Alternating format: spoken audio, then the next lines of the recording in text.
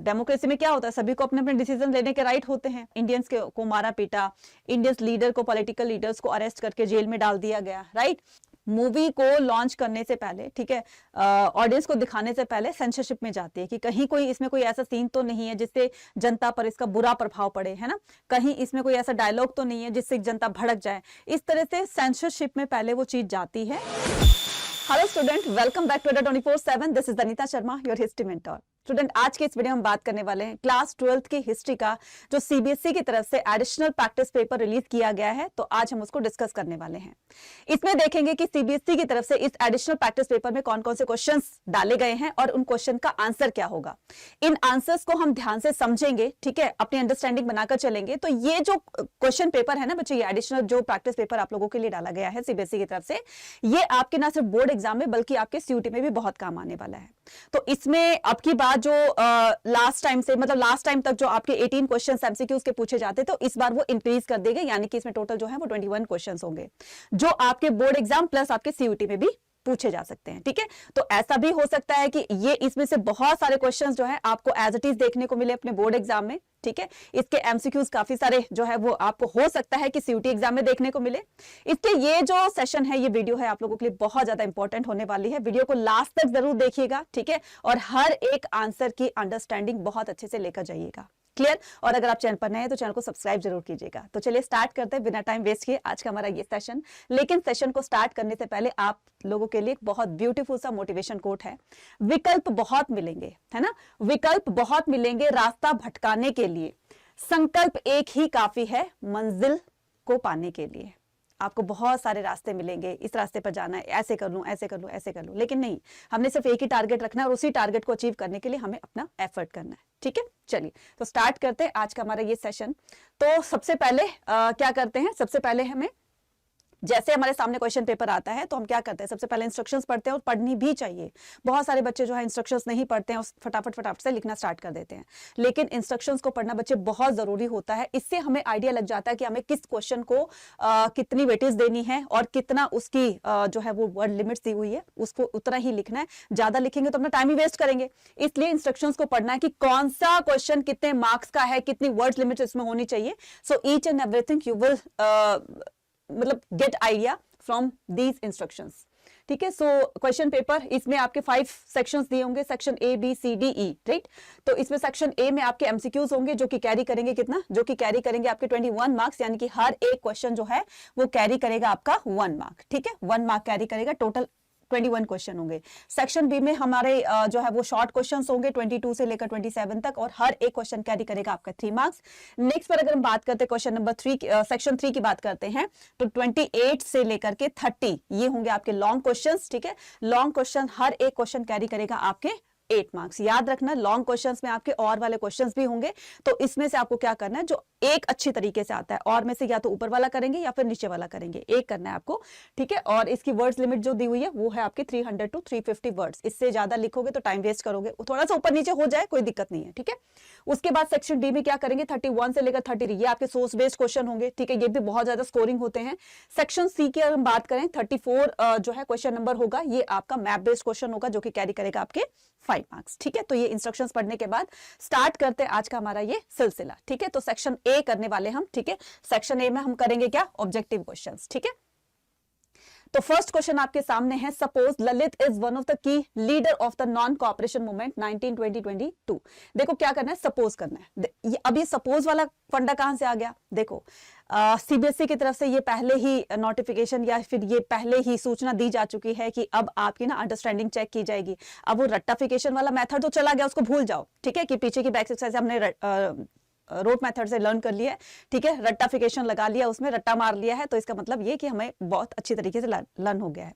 अब आपको कंसेप्ट को अच्छे तरीके से समझना होगा और आपकी समझ चेक की जाएगी, आपकी अंडरस्टैंडिंग चेक की जाएगी कि आप क्वेश्चन को किस तरीके से सोच करके उसका आंसर देते हैं। समझ गए ना। तो आपको एक कंडीशन दी गई है, सपोज करना है आपको Lalit is one of the key leader. Lalit जो है एक बहुत ही मेन लीडर है किसका, एनसीएम का, नॉन कोऑपरेशन मूवमेंट का। और यहां से एक क्वेश्चन और भी आप लोगों के लिए मिल गया है 1922 में ये जो नॉन कोऑपरेशन मूवमेंट चला था, ठीक है। तो उसमें ये जो ललित है ये की रोल प्ले कर रहा था, है ना, मतलब main lead. Temporary temporary setback has occurred an account of some other leader being arrested by the police. ठीक है, अब इसके चलते कुछ लीडर्स को अरेस्ट कर लिया गया as a practitioner of Gandhi ji philosophy, Gandhi ji की फिलोसफी के अकॉर्डिंग. ठीक है, what is the best way of Lalit to keep the movement alive in the leaders absence. ठीक है, अब ललित के साथ जो भी लीडर्स थे उनको गवर्नमेंट ने अरेस्ट कर लिया, ब्रिटिशर्स ने अरेस्ट करके उनको जेल में डाल दिया. अब ललित के पास जो सिचुएशन है वो किस तरह की सिचुएशन है और वो किस तरीके से इसको एनसीएम को आगे बढ़ा सकता है. तो आपके पास ये 4 ऑप्शंस दिए गए हैं. अपॉइंट द अंतरिम leader to take charge and continue the organizing protest and demonstration. क्या कहता है, अपॉइंट द अंतरिम लीडर, मतलब कुछ और लीडर्स को अपने साथ लेकर आए. ठीक है, ऐसा तो नहीं कि पर्टिकुलर वही लीडर थे. ठीक है, कुछ और को, अब वो जेल चले गए हैं तो उनकी जगह पर कुछ और लीडर को शामिल किया जाए ताकि वो अपने प्रोटेस्ट, जो भी वो प्रोटेस्ट कर रहे हैं, विरोध प्रदर्शन कर रहे हैं ब्रिटिशर्स के खिलाफ में, उसको जारी रखें. ठीक है, और उसके बाद इनिशिएट द वायलेंट एक्शन, या फिर हिंसात्मक घटना करे गवर्नमेंट के अगेंस्ट, या फिर डिसबैंड द मूवमेंट, मूवमेंट को ही बंद कर दे. ठीक है, या फिर encourage the peaceful boycott public gathering until leader release. तो जब तक वो लीडर जो अरेस्ट किए गए हैं, जब तक वो रिलीज ना हो जाए तब तक बॉयकॉट जो है उनको करते रहना है. तो आप में से बताना है कि इसमें से सबसे दी बेस्ट सिचुएशन ललित के लिए क्या होने वाली है और इसका दी बेस्ट आंसर क्या होगा वो आपको बताना है. ठीक है, इसका जो दी बेस्ट आंसर होगा वो होगा आपका अपॉइंट द अंतरिम leader to take the charge and continue organizing protest and demonstration. तो किसी और को साथ में लेकर के और इस तरीके से प्रोटेस्ट को जारी रखे. ठीक है, गवर्नमेंट के खिलाफ जो भी उन्होंने प्रदर्शन करना है तो उसको जारी रखे ताकि गवर्नमेंट जो है एक तरीके से उनको ये भी लगे कि भाई इतने लोगों को उन्होंने अरेस्ट कर लिया तो इतने ज्यादा और उससे डबल भी और आ गए. इसका मतलब ये कि जोर शोर से एनसीएम को, ठीक है, जो स्प्रेड किया जा रहा है. ठीक है, तो इसका जो करेक्ट आंसर होगा वो ए होगा. नेक्स्ट हम मूव ऑन करते हैं कि देयर आर द 2 स्टेटमेंट. ये 2 स्टेटमेंट दी गई हैं. ठीक है, एक होगा असर्शन, दूसरा होगा रीजन. तो आपको इन दोनों स्टेटमेंट को पढ़ के बताना है कि कौन सा इसमें से सही होगा. असर्शन कहता है कि the revolt of 1857 India was a spontaneous uprising with no clear leadership और द ऑर्गेनाइज्ड स्ट्रेटजी. जो 1857 का 1857 की जो क्रांति हुई थी इंडिया के अंदर, was a spontaneous uprising with no clear leadership. तो इसमें किसी की क्लियर लीडरशिप तो थी नहीं. ठीक है, और ना ही कोई ऑर्गेनाइज स्ट्रेटजी थी. देखो, एक लीडर होता है ना, वो पहले सारी चीजों को प्लान करता है, फिर उसके बाद अपनी टीम के सभी मेंबर्स को, ठीक है, वो ऑर्गेनाइज तरीके से अपने प्लान को एग्जीक्यूट करता है कि हमें इस तरीके से क्या क्या काम करना है और कैसे काम करना है. ठीक है, वो हो गया. रीजन कहता है कि द पार्टिसिपेंट, तो इसमें कोई क्लियर लीडरशिप ना होने की वजह से अनऑर्गेनाइज तरीके से ये हुआ था 1857 का रिवोल्ट. तो ये हो गया आपका असर्शन. रीजन क्या कहता है, the participants came from the diverse background. जो इसमें पार्टिसिपेट कर रहे थे 1857 के रिवोल्ट में, वो डिफरेंट डिफरेंट बैकग्राउंड के थे. कोई फार्मर था, कोई बिजनेसमैन था, ठीक है, कोई जमींदार था, कोई, मतलब अलग अलग बैकग्राउंड से वो इसमें शामिल हो रहे थे. Are reason and lack centralized coordination. ठीक है, तो एक कोऑर्डिनेशन ना होने की वजह से भी ये फेल हो गया था. तो आपको बताना है इसमें से करेक्ट आंसर कौन सा है. ठीक है, इसमें से करेक्ट आंसर कौन सा है. बिल्कुल, देखो स्टेटमेंट दोनों ही सही हैं. ठीक है, स्टेटमेंट दोनों सही हैं.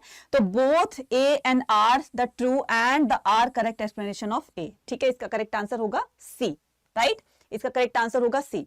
नेक्स्ट हम मूव ऑन करते हैं कि next Satavahana dynasty was the characterized by its patronage of the art and architecture. तो जो सातवाहन डायनेस्टी के रूलर्स थे उन्होंने आर्ट को पेट्रोनाइज किया. पेट्रोनाइज का मतलब होता है संरक्षण देना, है ना. उन्होंने ये जो कला थी इसको आगे पहुंचाने का या इसको स्प्रेड करने का काम किया सातवाहनों ने. ठीक है, एंड आर्किटेक्चर, और जो भी इनके जो आर्किटेक्चर स्टाइल्स थे यानी कि बिल्डिंग्स मॉन्यूमेंट को बनाने के, तो and the commissioning the grand structure that reflected their religious devotion and the artistic taste. तो इससे जो भी उन्होंने कुछ मॉन्यूमेंट्स बिल्डिंग वगैरह बनाए तो इससे पता चलता था कि वो किसके डिवोटीज हैं. तो एक तरीके से उनकी डिवोशन का पता चलता था. ठीक है, उनकी आर्किटेक्चर यानी कि उनकी समझ आर्किटेक्चर्स को लेकर के कैसे थी, तो ये उस बात का प्रमाण देती हैं. आपको बताना है कि इनमें से कौन सी ऐसी पिक्चर है इनमें से जो कि सातवाहन डायनेस्टी के इस तरह के कंसेप्ट को शो करती हैं. तो आंसर ए, बी, सी या डी. ठीक है, आपको बताना है इसमें से. ये आपको पिक्चर्स दी हुई हैं, बस इसमें ए बी सी डी ऐसा कुछ नहीं है. ठीक है, आपको ये पिक्चर्स को देखते ही ए बी सी डी का आंसर देना है. ठीक है, पिक्चर्स को देखते ए बी सी डी का आंसर देना है. तो ये होगा, ये होगा, ये होगा, ये होगा. अब इसके लिए आपको क्या करना है, एनसीईआरटी को देखना है, ठीक है। एनसीईआरटी को देखना है, वहां पर काफी सारी पिक्चर्स दी होंगी और उसको आइडेंटिफाई करके और बताना है कि इसका करेक्ट आंसर क्या होगा। इसका जो करेक्ट आंसर होगा, देखो इसमें ये आपको साउथ का कुछ लग रहा है ना, साउथ जैसा कुछ लग रहा है, ठीक है। और ये जो थे वो आपके मुगल के टच में लग रहा है, ठीक है। और ये जो है वो स्तूपा यानी कि बौद्धिज्म के टाइप में लग रहा है। तो इसका जो द बेस्ट आंसर होगा वो होगा आपका सी, ठीक है। इसका जो द बेस्ट आंसर होगा वो होगा सी, ठीक है। चलिए नेक्स्ट मूव ऑन कर रहे हैं कि there are the two statement given below, read the statement and choose the correct option. तो आपको फिर से एक कंडीशन दी गई है, ठीक है, कि वर्ना सिस्टम जो है has been usually a subject of the controversy and criticism due to the rigid and the discriminatory nature. तो ये जो वर्ण सिस्टम चल रहा था ना बच्चे, ये कहीं ना लोग इससे बिल्कुल नाखुश थे, क्योंकि कास्ट को लेकर के बहुत ज्यादा उनके साथ भेदभाव किए जाते थे, है ना। तो इस वजह से लोग जो है इसको क्रिटिसाइज कर रहे थे। पीपल फ्रॉम लोअर कास्ट, जो लोअर कास्ट से बिलोंग करते थे, often face economic limitations making them the susceptible to the exploitation and being the trapped in the poverty. तो आपको बताना है इस तरीके से कि एक्स और वाई को देखते हुए आपको बताना है कि एक्स कॉन्ट्राडिक्ट ऑफ वाई, ये जो एक्स स्टेटमेंट है ये वाई की कॉन्ट्राडिक्शन है, यानी कि कॉन्ट्राडिक्शन का मतलब होता है उसको उसका विरोध करे, यानी कि उसकी ऑपोजिट है। Y is the solution of X, X and Y are the unrelated, Why is the, ये सेम वैसे ही जैसे आपका एसर्शन रीजनिंग का क्वेश्चन होता है, एसर्शन रीजनिंग का सेम वैसे ही है। तो आपको बताना है इसमें से करेक्ट आंसर कौन सा होगा, ठीक है। तो देखो वन सिस्टम के बिहार पर लोग जो है वो मतलब इसको लेकर के बहुत ज्यादा कंट्रोवर्सी थी कि ऐसा नहीं होना चाहिए, ठीक है, ऐसा होना चाहिए कि लोगों के साथ डिस्क्रिमिनेशन नहीं होना चाहिए, कास्ट सिस्टम को हटा देना चाहिए, इस तरीके से चल रहा था ना। दूसरा क्या कहता है कि लोअर कास्ट के लोगों को ना क्या किया जाता था, ओपन फेस इकोनॉमिकली लिमिटेशन, तो उनको बहुत सारी प्रॉब्लम फेस करनी पड़ती थी। दोनों ही स्टेटमेंट सही है और दोनों एक दूसरे से बिल्कुल मैच करते हैं। तो इसका करेक्ट आंसर जो हो जाएगा वो होगा आपका डी, ठीक है। जो करेक्ट आंसर होगा वो होगा डी, ठीक है। नेक्स्ट हम मूव ऑन करते हैं कि with respect to Buddhism which one of the following is और आर करेक्ट। तो बौद्धिज्म के अकॉर्डिंग आपको बताना है कि इनमें से कौन सी स्टेटमेंट एक सही है या फिर एक से ज्यादा सही है। Buddhist written text limit themselves to the teaching of Buddha, ठीक है। बुद्धिस्ट रिटन टेक्स्ट, तो ये जो बुद्धिस्ट थे, ठीक है, इन्होंने टेक्स्ट बुक लिखी, limit themselves to the Buddha की टीचिंग, यानी कि उनकी शिक्षाओं का वर्णन अपनी बुक में किया। Gautam Buddha's the discourses were attended by the women and children as well, ठीक है। और उन्होंने क्या किया, वुमेन और चिल्ड्रन को, पहले तो अपने संघ में उनकी एंट्री नहीं दी जाती थी, बाद में जो महात्मा बुद्ध के जो फेवरेट प्यूपल थे, फेवरेट शिष्य थे उनके, जिनका नाम आनंद था, उनकी एडवाइस से फिर महिलाओं की भी एंट्री उसमें शामिल की गई। Buddhist text such as the Dipavamsa originated on the account of Buddha spreading abroad. तो ये जो दीपवंश है ये बौद्धिस्ट बुक है, ठीक है। इसको ना सिर्फ इंडिया में बल्कि अब्रॉड में यानी कि विदेशों में भी इसको स्प्रेड किया गया, इसका फैलाव किया गया। तो आपको बताना है इसका करेक्ट आंसर। ये आपके ऑप्शंस है, ओनली आपको बताना है करेक्ट, ठीक है। क्यू ठीक है, आर ठीक है, पी और क्यू दोनों ठीक है, या फिर जो है क्यू और आर ठीक है। चलिए बताइए क्या होगा इसका correct answer. Only Q and R is the correct answer. P Q R ये तीन स्टेटमेंट दी हुई है ना, तो आपकी जो करेक्ट स्टेटमेंट होगी वो होगी आपकी क्यू ठीक है, ठीक है, और दूसरा क्या होगी आपकी आर ठीक है। ये ए क्यों गलत है, ये ए क्यों रॉन्ग है, ये देखो। तो Buddhist written the text limit themselves, तो लिमिट तो बच्चे हुई नहीं थी ना to the teachings of Buddha. अब किसी चीज को रिस्ट्रिक्ट मतलब एक बाउंड्री में उसकी एक लिमिट तय कर दी जाती है, इसका मतलब वो एक नेगेटिव इंपैक्ट देता है। किसी को आपने बिल्कुल उसको रिस्ट्रिक्ट कर दिया कि इससे ज्यादा नहीं होना चाहिए, तो वो तो एक नेगेटिव इंपैक्ट डालेगा ना। तो इसका करेक्ट आंसर होगा वो होगा आपका क्यू और आर, ठीक है। तो इसका आंसर होगा आपका क्यू एंड आर। चलिए नेक्स्ट मूव ऑन करेंगे। The Harappa civilization had trade contact with distant land as well, source NCERT. तो ये क्या किया गया, ये एनसीईआरटी सोर्स से लिया गया है कि हड़प्पा के बारे में बताया गया कि Harappa civilization had trade contact with the distant land. तो हड़प्पा का ना सिर्फ इंडिया में बल्कि दूसरे देशों के साथ भी उनके व्यापारिक संबंध थे। This respect with which one of the following statement is correct। तो trade and the contacts were established with a Mediterranean region through the Suez Canal। Suez Canals के थ्रू जो है वो एक कंट्री से दूसरी कंट्री में मूव ऑन किया करते थे ट्रेडिंग के पर्पज से। metal currency was primarily medium to trade exchange with the distant land. Texts from the Mesopotamia mention the Harappa links with the modern day Bahrain, या फिर most Harappa crops were obtained through the trade with the distant land. अब इसमें से आपको बताना है correct answer, इसमें से बताना है आपको करेक्ट आंसर कि ये कैसे पता चला कि हड़प्पा के लोगों का जो ट्रेडिंग रिलेशन था वो अदर कंट्री से भी था, है ना। तो किससे पता चलता है, इससे पता चलता है, टेक्स्ट फ्रॉम द मेसोपोटामिया। ये हम जो है कर चुके हैं किसमें, हमारे चैप्टर 1 में ब्रीक बीट्स एंड बोन्स में अच्छी तरीके से मैंने करवाया। अगर आप में से किसी ने वो वीडियो नहीं देखी है, जाकर के उसको जरूर देखिएगा। वन शॉट भी आपको मिल जाएंगे और उसके टॉपिक वाइज आपको वो भी मिल जाएगी, है ना, अंडरस्टैंडिंग मिल जाएगी। तो जिस तरीके से आपको समझना है, टॉपिक वाइज समझना है, टॉपिक वाइज भी मिल जाएंगे, वन शॉट में समझना है, वन शॉट भी मिल जाएगा, ठीक है। तो इसका जो द बेस्ट आंसर होगा वो होगा सी, ठीक है, वो होगा सी। चलिए नेक्स्ट मूव ऑन करेंगे। The Archaeological Survey of India (ASI) discovered a 900-year-old Buddhist monastery in the Hazaribagh। तो हमारे आर्कियोलॉजिस्ट को 900 साल पुरानी एक बुद्धिस्ट वो मिली, मोनेस्ट्री मिली, ठीक है, कहां पर, हजारीबाग में, झारखंड में। And the ancient Buddhist shrine buried under a similar mound barely 100 meters away, ठीक है। तो आपको बताना है सोर्स, ये सोर्स लिया गया यहां से, ठीक है। तो find the appropriate step that should have been taken in the process of finding such as the historical places। तो ये जो देखो बच्चे, ये जो आर्कियोलॉजिस्ट होते हैं ना, तो ये क्या करते हैं, पहले चीजों को खुदाई के दौरान निकालते हैं, पहले चीज मतलब जमीन को खोदा जाता है, फिर उसके अंदर से चीजों को निकाला जाता है, फिर उसके बाद उसको एग्जामाइन किया जाता है, फिर उसके बाद उसको डिक्लेयर किया जाता है। तो आपको ये प्रोसेस बताना है कि किस तरह से जो हमें एंशिएंट चीजें मिली ना, जो बहुत बहुत पुरानी चीजें मिली, उनका एक प्रोसेस आपको बताना है। तो इस तरीके से आपको 4 ये प्रोसेस दिए होंगे, तो आप इसमें से बताना है करेक्ट वो क्या होगा।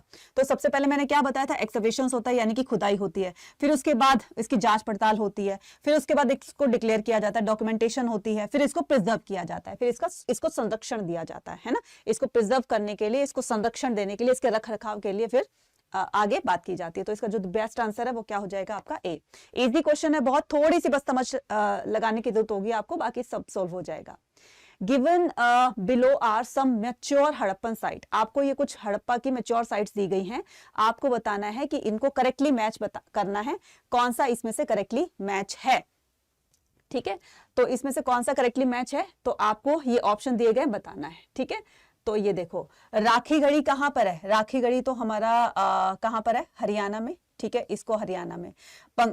ये जो कालीबंगा है ये कहां पर है, राजस्थान में, ठीक है। रंगपुर कहां, गुजरात में, ठीक है, रंगपुर कहां, गुजरात में। और बनावली कहां पर है, ये भी आपका यहाँ पर। तो आपको जो करेक्ट आंसर है वो बताना है। तो इसका करेक्ट आंसर जो मैच्ड है, ऑलरेडी मैच है, तो इसका करेक्ट आंसर क्या हो जाएगा, जल्दी जल्दी से बताएंगे। इसका करेक्ट आंसर हो जाएगा सी एंड डी, ठीक है। ये सी देखो, ये रंगपुर से गुजरात को मैच कर दिया, बनावली से हरियाणा को, इसका मतलब ये और ये दोनों ही सही हैं, ठीक है, ये और ये दोनों सही हैं, ठीक है। इसका जो करेक्ट आंसर होगा वो हो जाएगा आपका क्या, सी एंड डी, ठीक है, C and D is the correct answer, right. चलिए नेक्स्ट मूव ऑन करेंगे। Which one of the following is correct with the respect of the Ibn Battuta. आपको इब्न बतूता के रिगार्डिंग स्टेटमेंट को पढ़ करके अच्छी तरीके से और फिर इसका आंसर देना है। फर्स्ट स्टेटमेंट कहती है कि his travel in India was free of theft and other challenges, ठीक है। तो उसका इंडिया आने का जो एक पर्पस था, ठीक है, his travel in India was free to theft and the other challenges, दूसरे चैलेंजेस को या थेफ्ट को, थेफ्ट फ्री था उसका इंडिया में आकर यहाँ की चीजों को एग्जामाइन करना। ये जो है कौन, इब्न बतूता 14th सेंचुरी में बॉर्न हुआ था। He wrote extensive works in the Persian, और इसने ज्यादातर अपनी बुक्स जो है वो पर्शियन भाषा में लिखी थी। His works given the great insight about how the Mughal ruled in India, उसकी जो एक समझ जो बताती है किस तरीके से इंडिया में मुगल एम्पायर्स का मुगल एम्पायर रूल चल रहा था। और फ्यूचर ट्रेवलर रीड द रहला, ठीक है, और इनकी बुक का नाम क्या था, रहला। तो आपको बताना इसका करेक्ट आंसर। तो इसका करेक्ट आंसर क्या होगा वो आपको बताना है, ठीक है। बिल्कुल सही आंसर इसका फ्यूचर ट्रेवलर रीड द। तो जो आने वाले जो ट्रेवलर होंगे वो उसकी बुक को पढ़ करके एक तरह से आइडिया लेंगे ना, किस तरह से इब्न बतूता का आइडिया था इंडियन सबकॉन्टिनेंट को लेकर के। तो इसका द बेस्ट आंसर क्या हो जाएगा, उनकी बुक का नाम रहला था। तो रहला से ही जो जनरेशंस कौन होंगे, फ्यूचर जो ट्रैवलर्स होंगे वो यहाँ से आइडिया लेंगे, written by him, gain insight about the India. तो इंडिया के बारे में अगर जानना है तो इब्न बतूता की बुक रिहला को पढ़ेंगे, और रिहला को पढ़ने के बाद वो इंडिया का एक मोटा मोटा सा आइडिया ले सकते हैं। तो इसका जो करेक्ट आंसर होगा वो होगा डी। ठीक है, चलिए नेक्स्ट मूव ऑन कर दें। Most of the Mahajanapada are were located in and around the plain of the river Ganga, according to which one of the following statement describe the primarily reason for the Mahajanpad to flourish in this area? River Ganga served as the natural barrier which provided protection from the invasions. Area was recognized as the low risk nature disaster zone, ensuring the safety. Presence of dense forest in the region supported hunting and gathering. River Ganga provide an abundant source of fresh water for irrigation. So आपको बताना है इसका correct answer क्या होगा। Most Mahajanpadas were located and around the plain of the river Ganga. ठीक है, according to which one of the following statement describe the primarily reason? तो गंगा के किनारे बसे होने का सबसे बड़ा रीजन क्या था, इससे क्या फायदे होने वाले थे? तो इसका जो दी बेस्ट आंसर है, Ganga provided a abundant source of fresh water for irrigation, कि ये अपने जो भी इनकी कल्टिवेशन की जाती थी, खेतों में सिंचाई की जाती थी, तो गंगा के पानी से फ्रेश वाटर होता था, मीठा पानी होता था, इससे वो इरिगेशन किया करते थे। और रिवर के पानी के अंदर ना काफी सारे मिनरल्स पाए जाते हैं, जिससे कि फसल बहुत ज्यादा अच्छी होती है। तो इसका जो दी बेस्ट आंसर होगा वो होगा आपका डी। ठीक है, चलिए नेक्स्ट मूव ऑन करते हैं। Faisal wanted to become a followers, एक फैजल है, ठीक है, वो सूफिज्म को क्या करना चाहता है, सूफिज्म को फॉलो करना चाहता था। Identify the given traits the one of the aligning with the principle of the Sufism that Faisal expected to embody. तो किस तरह के प्रिंसिपल्स जो हैं वो सूफिज्म में फॉलो किए जाते हैं, तो वो आपको बताना है। इसका करेक्ट आंसर कि compassion of the fellow beings for the fellow beings, desire for more power. ठीक है, तो इसको अडॉप्ट करने के बाद या इसको फॉलो करने के बाद, सूफिज्म को फॉलो करने के बाद, कंपेंशन फॉर द फेलो बीइंग्स, ठीक है, अ डिजायर, तो जो हमारी इच्छाएं हैं वो और ज्यादा बढ़ जाती हैं। Urge to live an extravagant life, ठीक है, इससे हम क्या करते हैं, अपने एक्स्ट्रावेजेंट का मतलब होता है खर्चीली, मतलब लाइफ में बहुत सारा जैसे खर्चे होते हैं, डेली के खर्चे होते हैं, तो इसको लेकर के हमारे जो डेली के मर्रे के खर्चे होते हैं वो और ज्यादा बढ़ जाएंगे। ठीक है, urge to live in the extravagant life, non attachment from the worldly affairs. ठीक है, तो आपको बताना इसका करेक्ट आंसर क्या होगा। करेक्ट आंसर क्या होगा? देखो ये तो बिल्कुल गलत हो जाएगा, ठीक है, ये तो बिल्कुल गलत हो जाएगा। और क्या होगा, कंपनसेट फॉर द लाइफ, मतलब जो हमने पाप किए हैं ना, तो हम इनको फॉलो करके अपने पापों का या जो भी हमने गलत काम किए हैं, तो एक तरीके से अब हम इसको फॉलो करेंगे तो एक अच्छा एक धर्म की तरफ जाएंगे, है ना। तो इसका जो दी बेस्ट आंसर होगा, एक तो ये पी हो जाएगा, डिजायर ये भी बिल्कुल गलत हो जाएगा। तो बचे क्या, ये दो आंसर बचे, तो इसका आंसर क्या हो जाएगा आपका डी। ठीक है, आंसर क्या हो जाएगा बच्चे, D is the correct answer. चलिए नेक्स्ट मूव ऑन करते हैं। The statement given below are with the reference to 19th century India. आपको ये स्टेटमेंट दी गई है, ठीक है, जो कि 19th सेंचुरी की इंडिया के रेफरेंस से ली गई है। तो दे एक्वायर्ड मेनी, तो आपको बताना identify who are being described based on the descriptions given. आपको इस स्टेटमेंट को पढ़ करके बताना है, जमींदार, जोतेदार, अधियार, फिर रैयत। They acquired many acres of the land by early 19th century। ठीक है, उनके पास 19th सेंचुरी तक बहुत सारी लैंड हो चुकी थी। They were primarily located in the villages and exercise power there। गांव में रहते थे और उनके पास गांव में रहकर जो है वो हेड बन जाते थे, उनके पास पावर आ जाती थी। They were also active money lenders, वो मनी लेंडिंग भी किया करते थे, मतलब जो इंटरेस्ट से पैसा देना होता था। And dominate the part of Bengal, और उन्होंने बंगाल के पार्ट पर जो है रूल करना स्टार्ट कर दिया, मतलब एक तरीके से वहां के क्या हो गए थे, ये वहां के हेड बन गए थे। ठीक है, तो इसका जो करेक्ट आंसर होगा वो होगा जोतेदार इज द करेक्ट आंसर। बहुत सिंपल सा क्वेश्चन है, ठीक है, ये सारी चीजें मैं करवा चुकी हूँ, आपको इसी चैनल पर जाकर मिल जाएगी, इसको जाकर जरूर से देखेगा, वन शॉट में देख लीजिएगा। एग्जाम से पहले सारे चैप्टर्स को आपको फटाफट से रिवाइज करके जाना है, तो आपके सारे क्वेश्चन जो है वो डेफिनेटली आपके सही हो जाएंगे। ठीक है, चलिए नेक्स्ट मूव ऑन करेंगे। तो नेक्स्ट क्वेश्चन क्या कहता है, सांथाल आर ट्राइब। ठीक है, सांथाल्स कौन थे, एक ट्राइब भी तो थी ना बच्चे। तो Santhals are a tribal group who inhabited forest in the eastern India. Eastern India की एक फॉरेस्ट में रहने वाली, जंगल में रहने वाली ट्राइब थी। आपको बताना है इसमें से कौन सी स्टेटमेंट सही है। during the colonial period, with which one of the following statement is applicable to the Santhals during the colonial period? In the early mid-19th century, they were invited to become the settled agriculture and given land grant. By the mid-19th century, their population and area under the cultivation expanded. They led a non-violent protest against the British, who imposed heavy taxes on them. They successfully got the British to fulfill their demands in 1855-56. तो इसका जो the best answer होगा वो क्या होगा? देखो, in the early mid 19th century they were invited to become the settled agriculture. बिल्कुल सही बात है ना कि उनको इनवाइट किया गया था कि तुम यहाँ पर एग्रीकल्चर करो. हालांकि इनमें ब्रिटिशर्स का, जमींदार का, जोतेदार का अपना फायदा था कि वो कल्टीवेशन करेंगे तो रेवेन्यू उनके पास आएगा. ये बात बिल्कुल सही है, एनसीईआरटी में एज इट इज लिखी हुई है. तो ये क्या हो जाएगा आपका? सही हो जाएगा. दूसरा, by the mid 19th century their population and area under the cultivation extended. ठीक है, तो कल्टीवेशन करने की वजह से उनका जो एरिया था, ठीक है, उनका जो एरिया था वो एक्सटेंड हो गया. बिल्कुल सही बात है. तो क्या वो ब्रिटिशर्स जो है they led to the non violent. Non violent का मतलब क्या? वो चुपचाप से उन्होंने टैक्स को मान लिया था कि जितना वो टैक्स इंपोज कर रहे हैं ब्रिटिशर्स, उसको चुपचाप से मान लिया था. रिवोल्ट भी तो किया था ना, तो ये गलत हो जाएगा. ठीक है, और उन्होंने ब्रिटिशर्स की डिमांड को फुलफिल किया था? नहीं, बल्कि उसके अगेंस्ट रिवोल्ट किया था.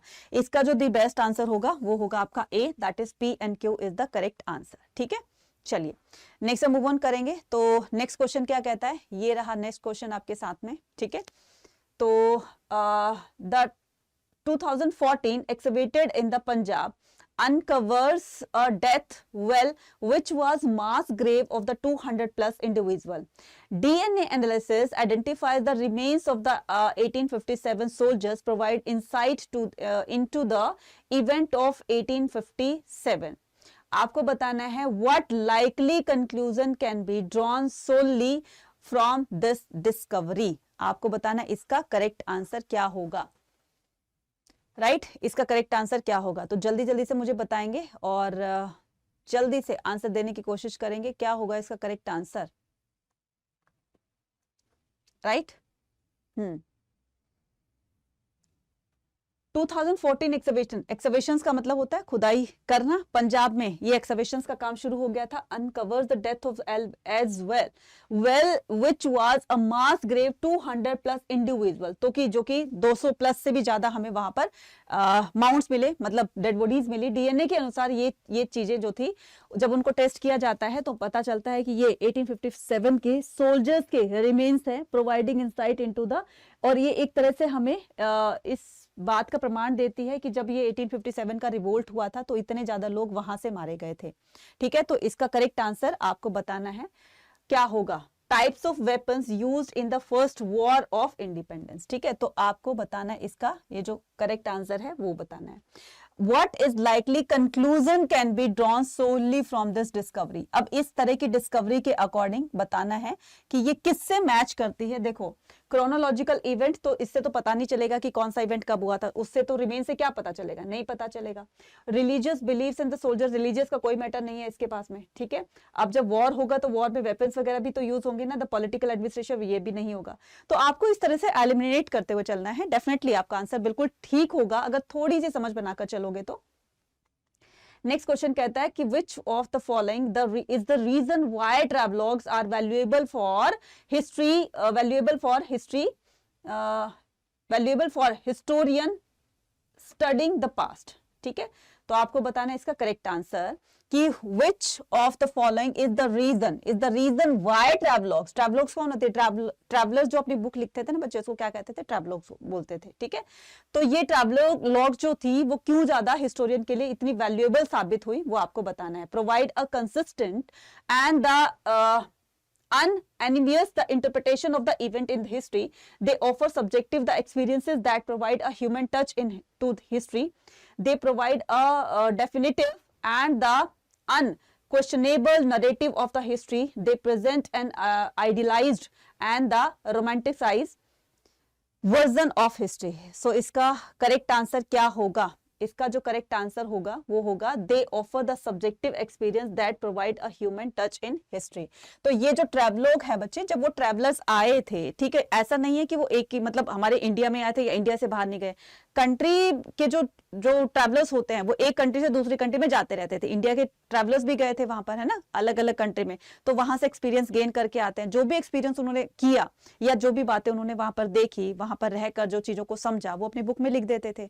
तो ये आने वाली जनरेशन को एक तरह की समझ पैदा करा देते ना कि इस तरह का वहां पर उस टाइम में पास्ट में ये हुआ करता था।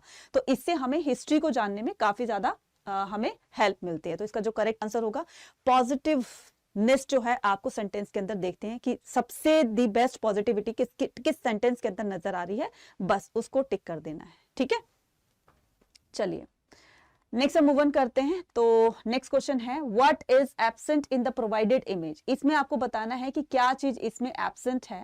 विरूपाक्ष टेम्पल में constructed during the Vijayanagara empires era in term of the architecture compose. अब इस पिक्चर को देखकर आपको बताना है कि इसमें क्या चीज मिस है। ठीक है, तो structure over the inner spectrum, ठीक है, structure over the inner spectrum, तो अंदर की साइड में क्या चीज इसमें मिस है। ठीक है, अब अंदर तुम घुस नहीं सकते हैं। ठीक है, pillars pavilion for the public rituals. ठीक है, तो उसके बाद ये जो इसके पिलर्स हैं, इससे भी पता चलता है कि पब्लिक रिचुअल से ये रिलेट करता होगा। ठीक है, monumental tower at the entrance, तो monumental tower at the entrance, तो टावर जो है वो एंट्रेंस के पास दिखाया गया है।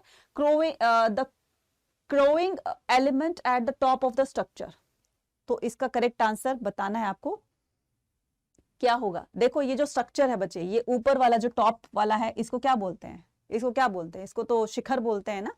तो ये तो आपका गलत हो जाएगा। क्या गलत हो जाएगा कि crowning element top of the structure. ठीक है, और monument at the tower, tower at the entrance, तो ये जो टावर है ये आपके एंट्रेंस गेट पर भी नहीं होगा, बल्कि ये गर्भगृह के ऊपर होता है। गर्भगृह क्या होता है, जहां पर मेन डिटीज रखी जाती है ना, तो उसके ठीक ऊपर वो शिखर होता है। ऐसा माना जाता है कि जो भगवान की मूर्तियां रखी, भगवान का ताज उनके सर पर होना चाहिए, तो बिल्कुल उसी स्ट्रेट लाइन में ही शिखर माना जाता है। ठीक है, तो इसका जो दी बेस्ट आंसर होगा वो होगा pillared pavilion, pavilion for the public rituals. ठीक है, तो ये जो टेम्पल्स वगैरह बनाते थे, ये पब्लिक के रिचुअल्स, यानी कि उनके एक वर्शिप प्लेस होता था, अपने डिवोशन को करने के लिए वो लोग वहां पर जाते थे। तो ये किए क्या बनेगा, pillared pavilion for the public rituals. Right, चलिए नेक्स्ट से मूव ऑन करते हैं। तो next question, given below is an English translation. ठीक है, ये जो आपकी स्टेटमेंट दी गई है ये इंग्लिश में ट्रांसलेट हुई है। तो given below is an English translation of a few lines from the Sant Kabir couplet. तो संत कबीर के दोहों में से इस सेंटेंस को लिया गया है, इन लाइंस को लिया गया है। Do not ask about the caste of sant. आपको कभी संत की कास्ट नहीं पूछनी चाहिए। अगर देखना है तो संत की नॉलेज को देखो, संत को धर्म के बारे में कितना ज्ञान होता है। तो ये संत कबीर के जो है दोहों में से लिया गया है।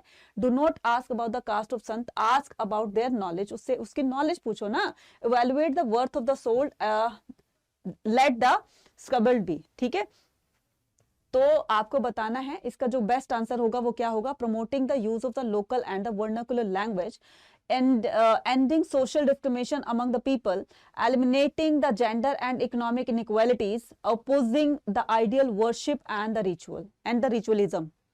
आपको बताना इसका करेक्ट आंसर क्या होगा। इसका करेक्ट आंसर क्या होगा, विच one of the following ideas of the संत कबीर।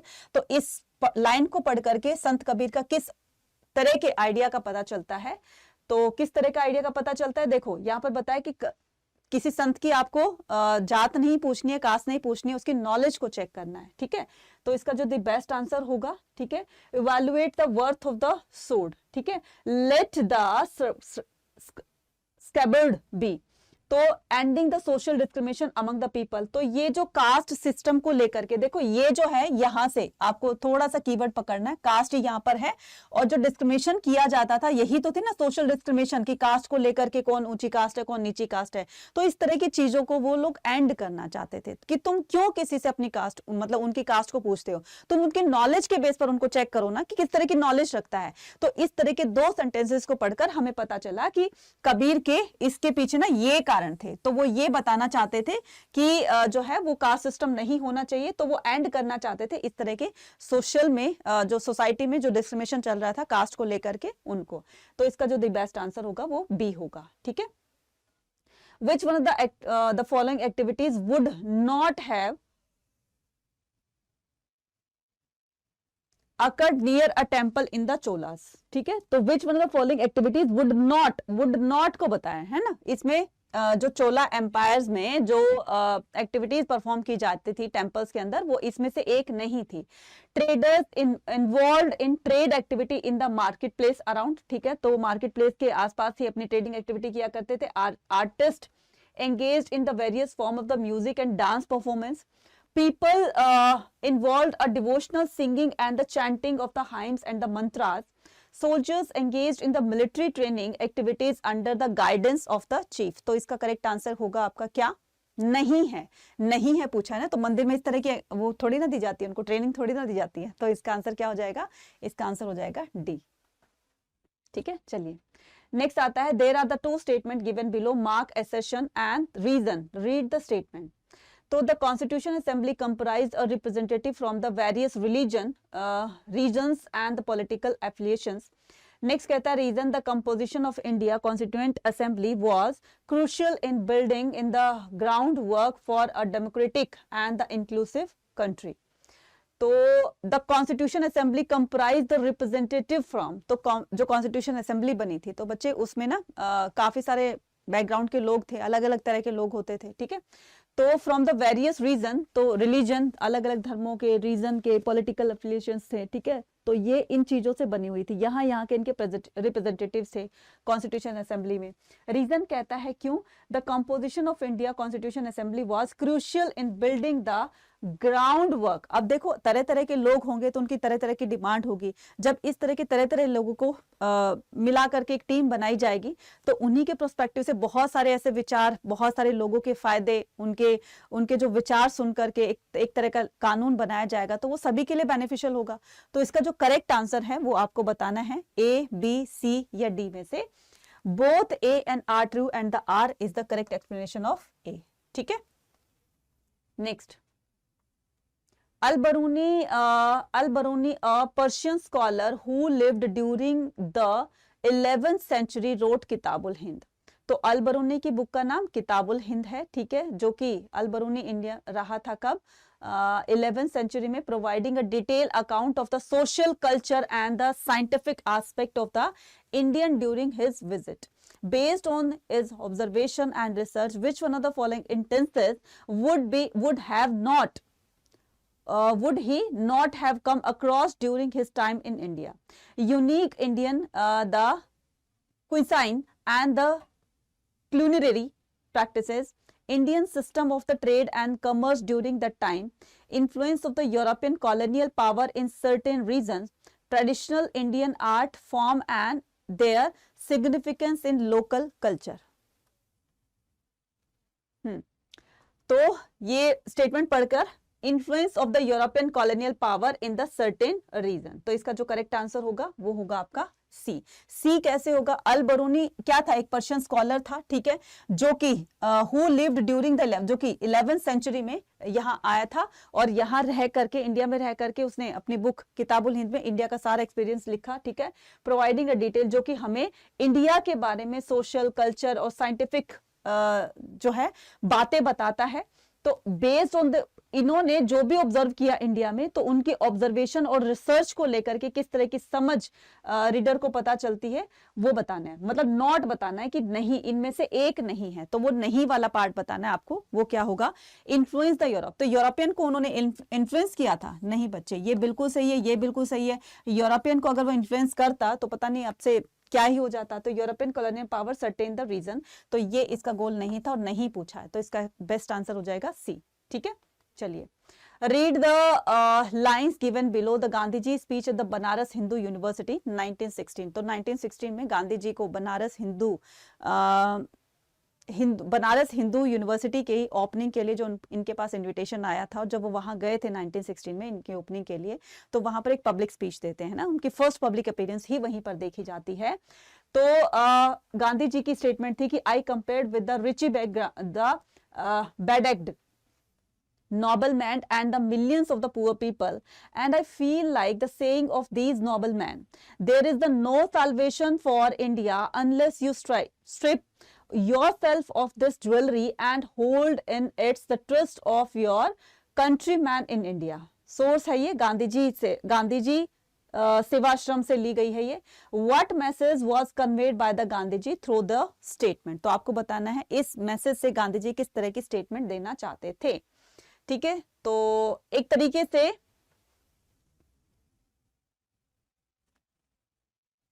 जो उन्होंने कहा कि जो रिच पर्सन्स होते हैं या जो भी धनी लोग होते हैं, तो उनका जो पैसा है ना वो उनको वेलफेयर के लिए लगाना चाहिए, समाज के कल्याण के लिए लगाना चाहिए। ऐसे लाखों हजारों जो हैं वो गरीब रहते हैं, उनकी थोड़ी सी हेल्प करनी चाहिए। जहां कहीं भी देश के लिए उनका अगर पैसा कहीं काम आता है तो वो उनको लगाया जाए। इस तरह की स्टेटमेंट गांधी जी ने कही। तो इसका जो बेस्ट आंसर होगा प्रमोटिंग द कलेक्टिवली रिस्पॉन्सिबिलिटी, तो जो भी धनी लोग होते हैं वो मिलकर के अगर अपनी रिस्पॉन्सिबिलिटी को समझेंगे, and the urging that the rich to use their resources for the Indian greater good, और इसी से ही जब वो अपने इंडियंस की हेल्प करेंगे तो इंडिया और अच्छा बन सकता है। ठीक है, चलिए गुड, तो इसका आंसर हो जाएगा D is the correct answer. अब हमारा हो गया है सेक्शन ए खत्म हो गया है, और अब हम बात करते हैं किसकी, सेक्शन बी की। यानी कि अब हमारे 21 मार्क्स तो हो गए हैं पक्के। ठीक है, पक्के हो गए कि नहीं हो गए, समझ में आए कि नहीं आए, जल्दी से कमेंट सेक्शन में मुझे लिखकर बताओ कि सारी चीजें समझ में आ गई हैं। क्वेश्चन इजी थे ना, क्वेश्चन को अच्छी तरीके से अंडरस्टैंड करके और फिर उसको आंसर लगाना है। अब वो पार्ट तो चला गया आपका एमसीक्यूज का, अब हम करेंगे शॉर्ट आंसर्स को। ठीक है, तो सेक्शन बी में हम शॉर्ट आंसर करेंगे जो कि हर एक क्वेश्चन कैरी करेगा आपका 3 मार्क्स। व्हाट आर 3 की point that a student of archaeology can include her research paper regarding. देखो क्या कह रहा है, क्वेश्चन को ध्यान से पढ़ना है। देखो क्वेश्चन को अगर आपने ध्यान से पढ़ लिया ना तो 50% प्रॉब्लम आपकी वही सॉल्व हो गई है ना, बच्ची 50% वो हम लिख के उसको सॉल्व कर लेंगे।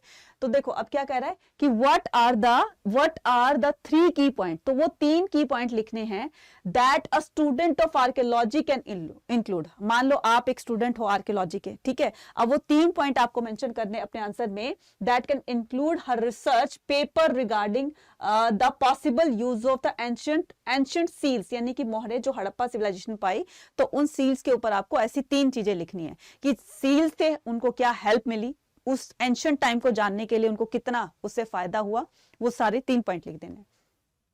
तो फर्स्ट है ट्रेड एंड कॉमर्स। तो ये जो सील होती है, सील का मतलब क्या होता है बच्चे, मोहरे होती है। ठीक है, सील का मतलब क्या होती है, मोहरे होती है, राइट।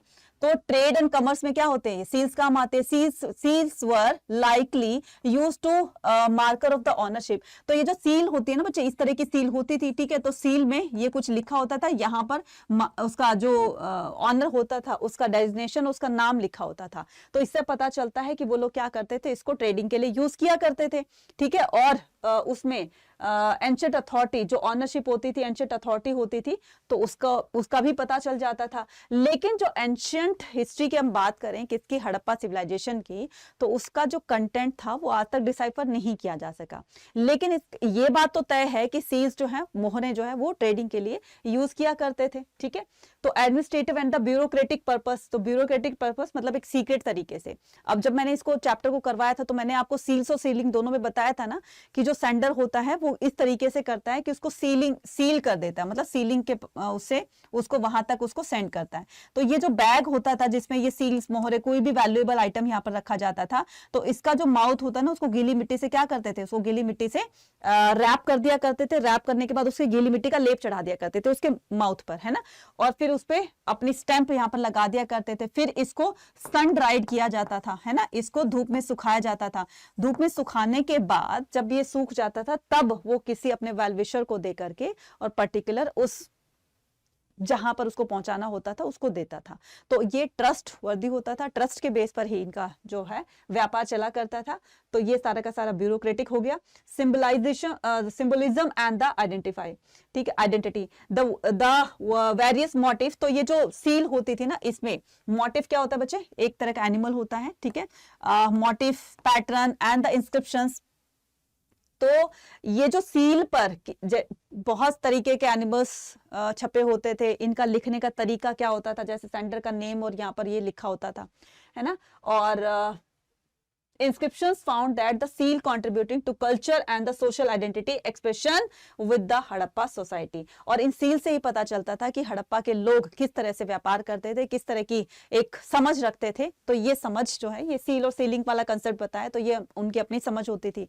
तो ये इस तरीके से रिसर्च करने पर हमें इस तरीके से 3 बातें पता चलती है। इसके अलावा अगर तुम्हें इनके अलावा कोई और भी पॉइंट आता है तो आप वो भी लिख सकते हो। ठीक है, नेक्स्ट सर मूव ऑन करेंगे, तो नेक्स्ट क्या कहता है, और में, अब ये और वाला या तो वो कर लीजिए या वो कर लीजिए, तो ये वाला आता है तो ये भी कर सकते हो। The Harappan employed the wide range of the material making the craft such as the vessels, seals and the tools among others. Name any 3 such the materials, location from there, from where they were sourced. ठीक है, तो आपको 3 बताने हैं। तो क्या चीजें हमें हड़प्पा सिविलाइजेशन के खुदाई के दौरान मिली, ठीक है, वैल्यूएबल चीजें बतानी है, मेटल्स बताने हैं, ठीक है, तो वेसल्स बर्तन हो गए, सील्स मोहरें हो गई, ठीक है, टूल्स हो गए। तो आपको इन तीनों के बिहाफ पर एक एक पॉइंट बताना है। जैसे मेटल्स में आप कॉपर बता दोगे, ठीक है, कॉपर को जो है, कॉपर से क्या क्या किए जाते थे, कॉपर से आपके टूल्स बनाए जाते थे, वेपन्स बनाए जाते थे, ऑर्नामेंट्स बनाए जाते थे। और ये कहाँ से इसका सोर्स लेते थे, तो ये राजस्थान के खेतरी से, बलूचिस्तान से और अफगानिस्तान से। लापिस लाउजली एक ब्लू कलर का स्टोन होता था, तो इसको जब ये लोग वो बनाया करते थे, ज्वेलरी वगैरह बनाते थे, तो इस ब्लू कलर के स्टोन को उसमें इंसर्ट कर दिया करते थे ताकि वो अच्छी लगे। ठीक है, उसके बाद वो कार्डलेनियन भी एक तरह का जो है रेडिश ऑरेंज स्टोन होता था, ये भी ज्वेलरी और सील्स में काम आया जाता था। ये कहाँ से इंपोर्ट करवाया जाता था, गुजरात, ईरान और सेंट्रल एशिया से इंपोर्ट करवाया जाता था इंडिया के अंदर। ठीक है, इंपोर्टेड फ्रॉम गुजरात। ठीक है, तो जैसे मान लो कि राखी घड़ी में इस तरह का काम हो रहा है, या फिर चोलिस्तान में इस तरह का काम हो रहा है, या फिर आप कोई भी साइट लगा लो हड़प्पा की जो इंडिया के अंदर है, उसमें बीड्स मेकिंग का काम हो रहा है, ज्वेलरी बनाने का काम हो रहा है, तो गुजरात से ये जो कार्डलेनियन है इसको मंगवाया जाता था। ठीक है, ईरान से मंगवाया जाता था और सेंट्रल एशिया से। क्लियर, तो इस तरीके से आप बता दोगे उसको। नेक्स्ट बात करते हैं कि list the 3 challenges historian face in the interpreting and the analysis the limit the literary sources from the ancient and the medieval India। तो आपको एक लिस्ट बनानी है, ठीक है, जो कि हमारे हिस्टोरियन को उसमें एक चैलेंजेस की तरह उसको फेस करना पड़ा। तो वो कौन से चैलेंजेस से, वो कौन सी प्रॉब्लम थी जो हमारे हिस्टोरियन को फेस करनी पड़ी एंशिएंट और मिडिवल इंडिया को लेकर के। लैंग्वेज ऑन द ट्रांसलेशन, अब देखो लैंग्वेज किसी की, अब जैसे अभी हमने बात करी कि हड़प्पा की लैंग्वेज को आज तक डिसाइफर ही नहीं किया जा सका। ठीक है, तो डिसाइफर नहीं किया जा सका तो एक क्लियर पिक्चर रीडर को नहीं पता चलती है कि उन्होंने लिखा क्या है। तो एक तो लैंग्वेज की प्रॉब्लम हो गई। दूसरी बात है कि lack of the multiple the perspective, तो कुछ ऐसे भी होते थे, जैसे मान लो किसी हिस्टोरियन को या आर्कियोलॉजिस्ट को बहुत सारे वो मिलते हैं, क्या, इंस्क्रिप्शंस मिलते हैं। इंस्क्रिप्शंस बहुत पुराने होने के जैसे कुछ लेटर्स के फेंटेड हो जाते हैं, कुछ थोड़े से गायब हो जाते हैं, मिस हो जाते हैं, रब हो जाते हैं, तो एक कंप्लीट सेंटेंस उससे एक मीनिंगफुल सेंटेंस नहीं बनता है। तो इस वजह से भी lack of the multiple perspective literally sources the predominantly respective the views of the elite और the ruling classes often neglecting the perspective of the marginalized group or the lower strata of the society। अब कुछ ही हमें ऐसे evidences मिले हैं, जैसे beads हो गया, वो हो गया आपके ज्वेलरी वगैरह हो गई, ठीक है, या फिर कोई भी वैल्यूएबल चीज हो गई, वो चीज तो मिली है, उससे पता चलता है कि वो लोग जो हैं वो अमीर लोग यूज किया करते थे, लेकिन गरीब लोग जो पुअर पर्सन होते थे, पुअर पीपल होते थे, वो किस तरह का मटेरियल यूज किया करते थे, इसका कोई एविडेंस नहीं मिला। तो इससे नहीं पता चलता कि जो साधारण लोग होते थे वो कैसे अपनी लाइफ को सर्वाइव करते थे। हालांकि रिच का पता चला है बट पुअर का नहीं पता चला। तो fragmentary the nature literary sources that the ancient and the medieval India are often the incomplete. तो अभी भी जो उसकी इंफॉर्मेशन है वो इनकम्प्लीट है। क्यों? विद द टेक्स्ट मिसिंग, तो मैंने अभी बताया ना कि कुछ टेक्स्ट जो है वो मिस हो गए हैं। Hampers and the ability constructed the comprehensive narrative, तो सिर्फ थोड़े से कुछ ही चीजों के पर्सपेक्टिव से या उसको जान करके हमारे हिस्टोरियन ने इसको हिस्ट्री में रिकंस्ट्रक्ट किया है। तो क्लियर पिक्चर तब नजर आती जब हमें कंप्लीट सेंटेंस मिलता, बिना किसी रब के, बिना किसी डिलीट हुए, बिना किसी एक अच्छी तरीके से मिलता, तब हम हिस्ट्री को और ज्यादा अच्छे से जान पाते। तो ये 3 प्रॉब्लम आपको लिखनी है जो कि हिस्टोरियन को फेस करनी पड़ती है। तो the writing and the European travellers help writing of European travellers help produce an image of India for the Europeans through the printing and the circulation of their book। तो ये जो books होती है ना बच्चे, जो यूरोपियन ट्रैवलर्स आए तो उन्होंने इंडिया में रहकर जो भी एक्सपीरियंस किया उन्होंने अपनी बुक में लिखा। ठीक है, तो किस तरह से ये हमारी इंडिया की पिक्चर को शो करती हैं। उसके बाद later after 1750 when the Indians like the Sheikh the Iti Samuddin and the Mirza Abu Talib visited Europe and they confronted this image that European had of their society. They tried to influence it by producing their own version of matter. तो किस तरह से हमारे India के प्रति ये क्या होते हैं, इन्फ्लुएंस होते हैं, और वहां पर भी इस तरह की एक जो लोगों का जीवन था उस पर किस तरह से प्रभाव डालता है. तो फर्स्ट है यूरोसेंट्रिक द कंपैरिजन.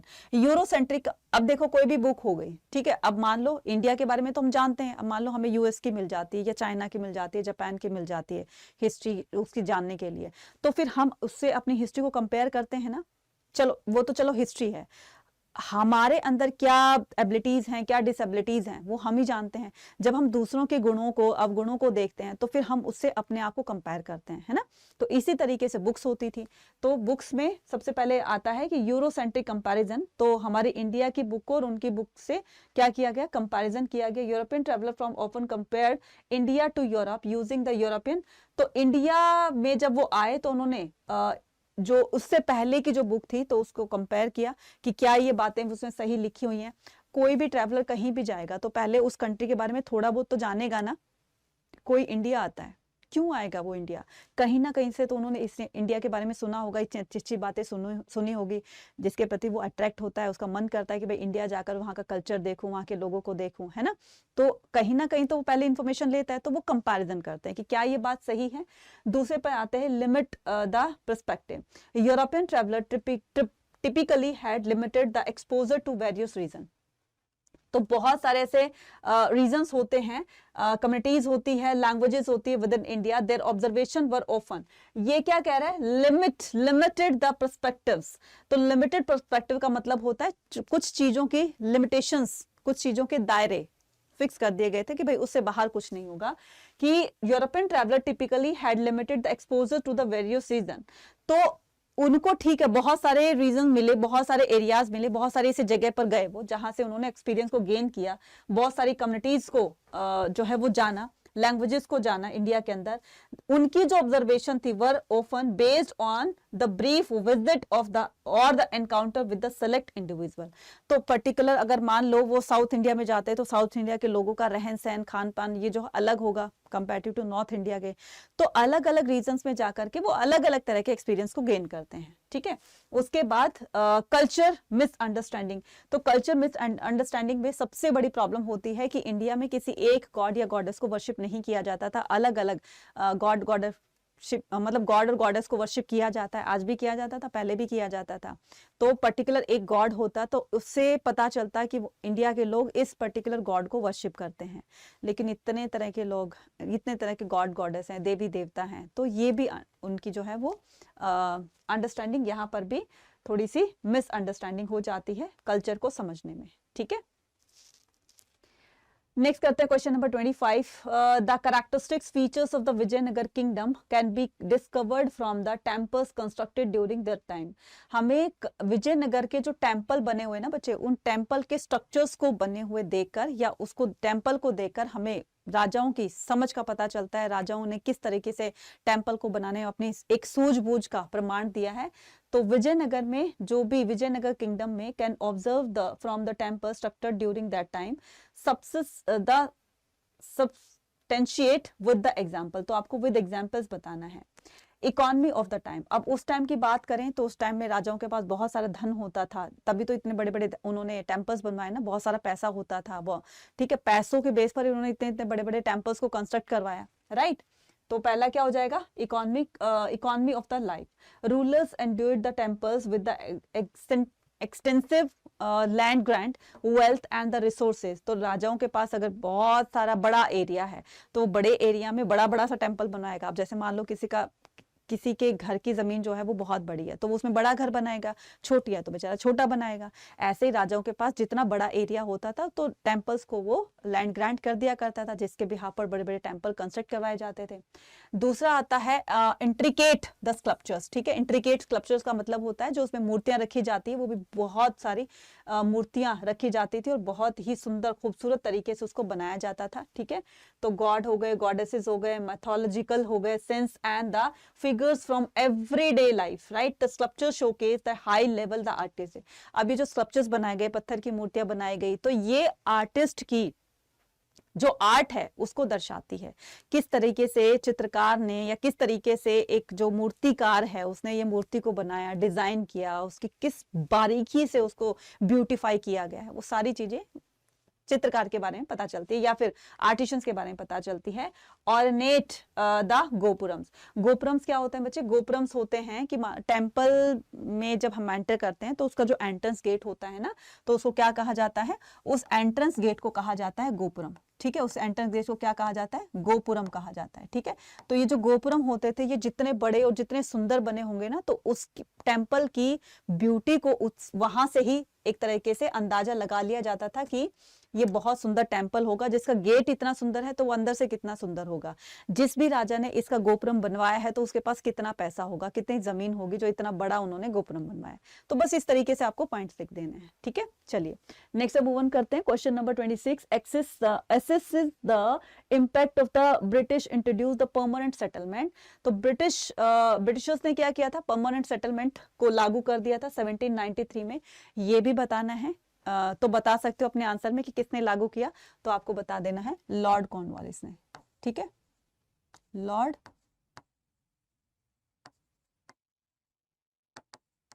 कॉर्नवालिस. ठीक है, 1793 में लॉर्ड कॉर्नवालिस ने परमानेंट सेटलमेंट को लागू किया था. तो on the power of the zamindar and the emergence of the जोतेदार.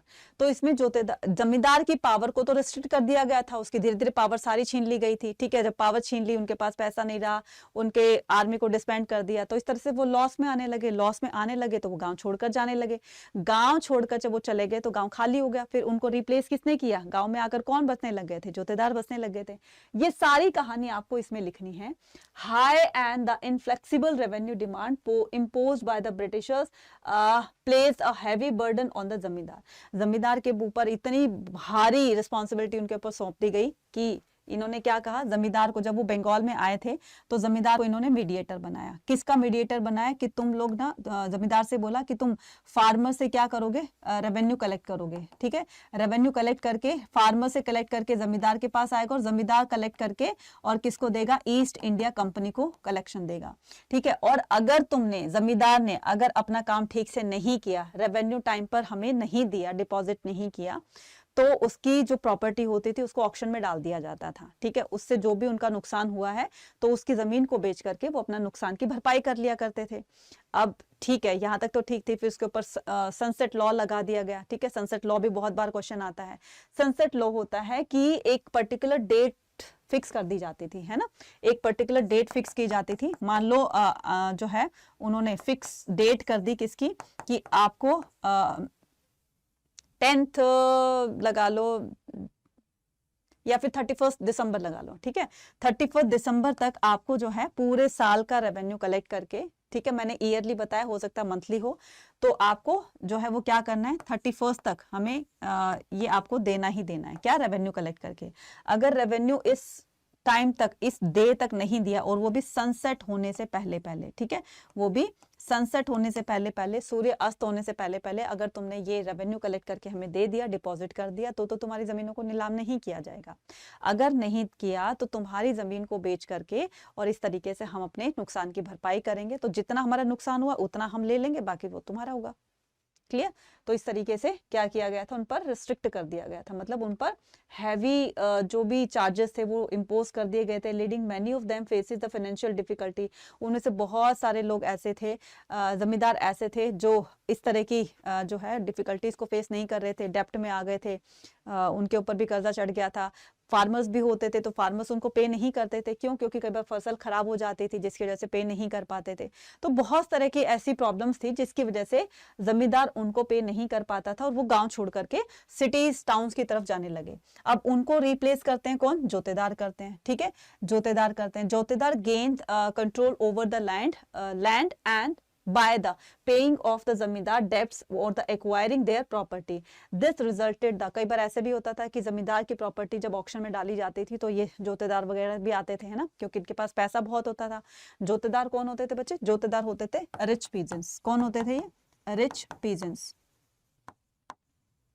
ठीक है, कई बार इनकी जमीनों को खरीद लेते थे, तो इनके पास पैसा भी था, लैंड भी थी, पावर भी था, सब कुछ था। ठीक है, इस तरीके से इनकी इमर्जेंस होती है। This resulted shift of the land ownership from the जमींदार, और इस तरीके से जो चीजें जमींदार के पास थी, लैंड ओनरशिप जमींदार के पास थी, अब वो किसके पास शिफ्ट हो गई है, जोतेदार के पास। Further diminishing the influence of the status of the zamindar class. ठीक है, इस तरीके से जमींदार की जो इमेज थी, स्टेटस था, वो धीरे धीरे डाउन हो गया और इनका जोतेदार का अप होने लग गया। नेक्स्ट मूव ऑन करते हैं। The Azamgarh proclamation not only shed the light of the politics of the time but also show the struggle freedom in India the transcended the religion. ये जो आजमगढ़ की प्रोक्लेमेशन हुई थी, यानी कि आजमगढ़ की उद्घोषणा जो हुई थी, एक एनसीईआरटी में आपके जो 1857 का रिवोल्ट है ना, वहां पर एक ब्लू कलर के बॉक्स में ये पूरा का पूरा उद्घोषणा दी हुई है, आजमगढ़ प्रोक्लेमेशन दी हुई है। ठीक है, तो आपके लिए होमवर्क क्वेश्चन है, ये जो आजमगढ़ प्रोक्लेमेशन थी ये कब हुई थी? ठीक है, ये कब हुई थी, आपके लिए होमवर्क क्वेश्चन है। तो फटाफट से मुझे होमवर्क क्वेश्चन के लिए आपको कमेंट सेक्शन में मुझे इसका आंसर देना है। ठीक है, तो आपको इसी के बिहाफ पर आपको आंसर देना है।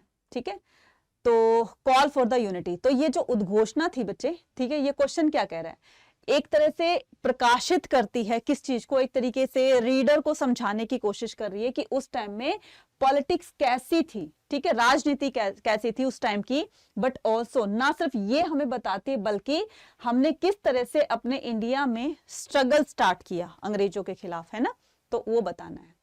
तो फर्स्ट है आपका call for the unity. Azamgarh proclamation called upon the people from the various religion background to unite their fight for the freedom. तो ये आजमगढ़ प्रोक्लेमेशन एक तरह से लोगों को ये बताती है, ये उद्घोषणा करती है कि देखो भाई, तुम्हें सब, चाहे वो किसी भी कास्ट से हो, क्रीड से हो, रिलीजन से हो, लैंग्वेज से हो, कम्युनिटी से हो, किसी भी उससे हो, बैकग्राउंड से हो, सभी को मिल करके अपने इंडिया के लिए फ्रीडम स्ट्रगल करना है। ठीक है, फ्रीडम के लिए स्ट्रगल करना है। सेक्युलर अपील, चाहे आप किसी भी धर्म से हो, ये मत सोचो कि तुम हिंदू हो, ये मत सोचो मुस्लिम हो, सिख हो, ईसाई हो, क्या हो, सबको मिल करके एक यूनिटी बना करके और हमें अपने मकसद में कामयाब होना है। Instead the advocated for the restoration of the Mughal rule which symbolise the indigenous governance rather than the particular religious application. याद करो कि जब ये कहता है, उद्घोषणा कहती है, उनको याद दिलाते रीडर्स को कि जैसे मुगलों के टाइम में हिंदू मुस्लिम दोनों मिलकर के रहते थे, मुगलों ने हिंदुओं का भी साथ दिया, हिंदुओं ने मतलब मुस्लिम्स का साथ दिया, तो वो यूनिटी अब दिखाने का फिर से एक बार वक्त आ गया है। तो तुम लोग जो है मिल करके और इस स्ट्रगल में जो है वो पार्टिसिपेट करो। Share the aspirations.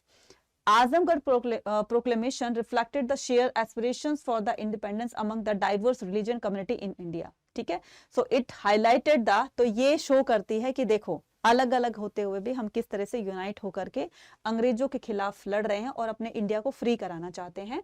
So it highlighted the common desire for the self. ये कॉमन डिजायर थी, सभी की एक ही इच्छा थी, चाहे वो हिंदू था, मुस्लिम, किसी भी कम्युनिटी से बिलोंग करता था, किसी भी रिलीजन से बिलोंग करता था, सबका एक ही मकसद था। वो क्या था? सेल्फ गवर्नेंस, कि बस हमारा खुद का राज हो, किसी का, जैसे ब्रिटिशर्स राज कर रहे थे ना, वो किसी को बोलने नहीं देते थे, राइट नहीं देते थे, तो बस उनको हटा करके वो अपना राज लाना चाहते थे। सबकी यही इच्छा थी। तो इसी इच्छा को हम क्या करेंगे, आगे बढ़ाएंगे और मिलजुल कर हम क्या करेंगे, ब्रिटिशर्स को ऑपोज करेंगे, मतलब उनके खिलाफ लड़ाई लड़ेंगे। ठीक है, तो ये होगा। हमारा सेक्शन बी भी खत्म हो गया है, यानी कि शॉर्ट क्वेश्चंस खत्म हो गया है। अब हम आते हैं लॉन्ग क्वेश्चन पर। तो हर एक क्वेश्चन कैरी करेगा कितना? 8 मार्क्स। तो ये 3 क्वेश्चन आपसे दिए जाएंगे। फर्स्ट क्वेश्चन कहता है कि studying how families were connected in the early society is essential for understanding how they live together. आपको बताना है कि studying how family were connected, कि जो फैमिलीज होती थी ना, जैसे मान लो आपकी फैमिली है, आपकी बुआ जी की फैमिली, मामा की फैमिली, चाचा की फैमिली, ताया जी की फैमिली, ये फैमिली, वो फैमिली, है ना, किस तरह से एंशिएंट टाइम में वो इकट्ठी रहती, मतलब एक दूसरे से अंडरस्टैंडिंग बनाकर चलती थी, है ना। तो essential for the understanding they live together, किस तरीके से ये हमें उस टाइम में फैमिली किस तरह से मिलकर रहा करती थी बताना है। So who was related to whom, कौन किससे संबंधित था। हाउ दे ऑर्गेनाइज, किस तरह से वो ऑर्गेनाइज्ड थे।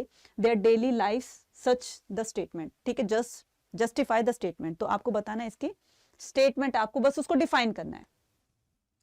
Families relation are often inside the organization structure, the early society. By studying the family structure, gain the deeper understanding of the social hierarchies, division of the labor and the power dynamic within with these society. First आता है इसमें, it also provide a valuable information about the kinship. अब ये जो kinship होता है बच्चे, क्या होता है? Kinship होता है group of the family, ठीक है? A group of फैमिली, ठीक है? फैमिली के ग्रुप को क्या कहा जाता है? किनशिप कहा जाता है। याद रखना, मेंबर्स के ग्रुप को फैमिली, मतलब मेंबर्स जो होते हैं वो फैमिली को बनाते हैं, और जो फैमिलीज होती हैं वो क्या बनाती हैं? एक किनशिप बनाती हैं, है ना? जैसे मान लो कोई शर्मा फैमिली है, अब कोई भी आपकी कास्ट है, ठीक है, तो आपके रिलेटिव्स अलग अलग हैं, तो आपके रिलेटिव्स सारे मिलकर के एक ही वंश को तो बता रही है ना, चाहे वो रिलेटिव्स आपके अलग अलग हैं, मतलब आपका उनसे उनके साथ रिलेशन कोई और है, कोई चाचा है, मामा है, बुआ जी हैं, ताया जी हैं, ये है वो है ना, फैमिली चाहे वो अलग अलग है लेकिन वो है तो तुम एक ही वंश के ना।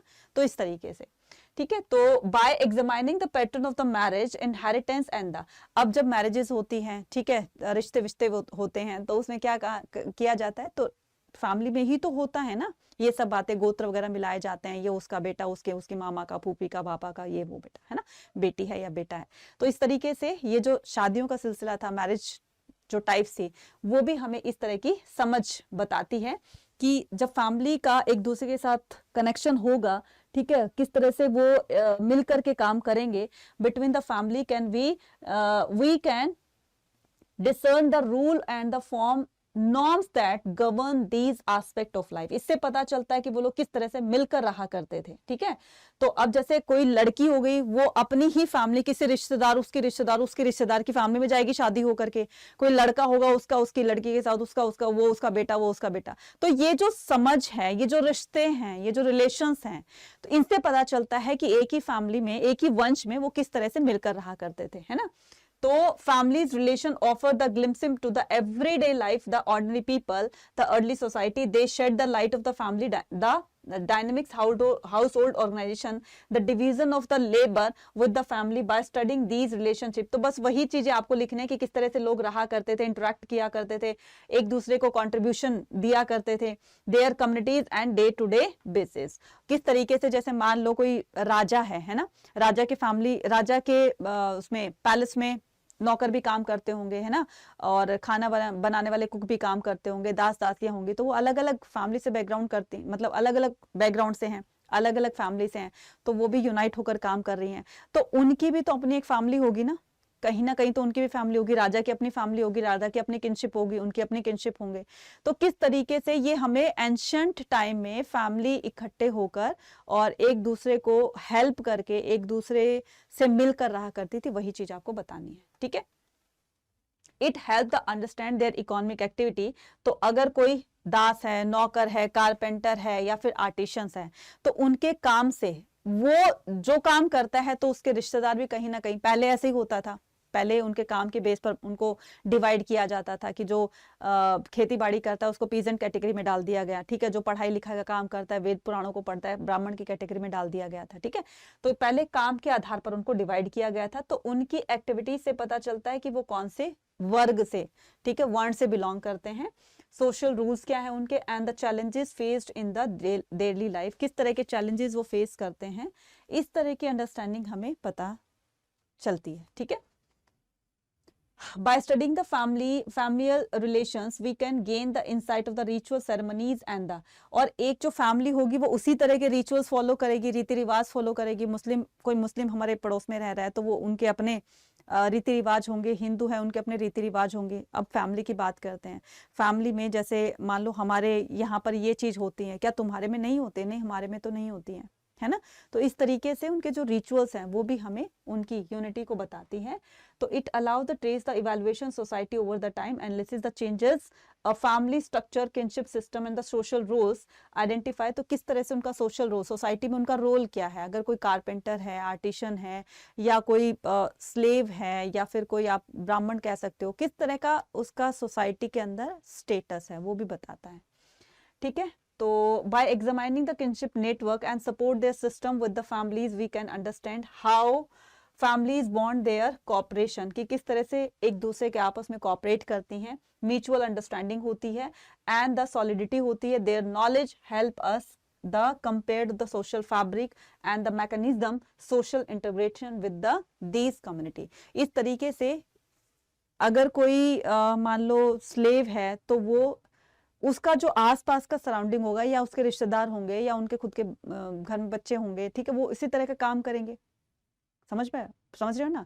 अब जैसे कोई कारपेंटर है या कोई ब्राह्मण है, वो अपना वेद पुराणों को पढ़ने का काम करेगा, तो उसके बच्चे भी उसी तरह का काम करेंगे, है ना।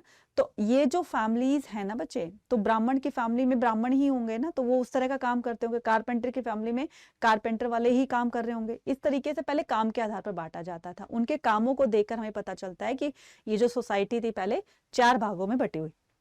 ठीक है, चलिए नेक्स्ट बात करते हैं, explain the effectiveness of the panchayat system. ये बहुत बार आ चुका है, बहुत बार आ चुका है, हर बार ये पंचायत सिस्टम पे पूछा जाता है कि पंचायत सिस्टम क्या था, क्या रोल था मुगल टाइम में, तो वो सारा आपको बताना है। Contribution of the governance and the administration during the time. ठीक है, लोकल गवर्नेंस, तो पंचायत क्या होती है बच्चे, लोकल गवर्नेंस होती है ना।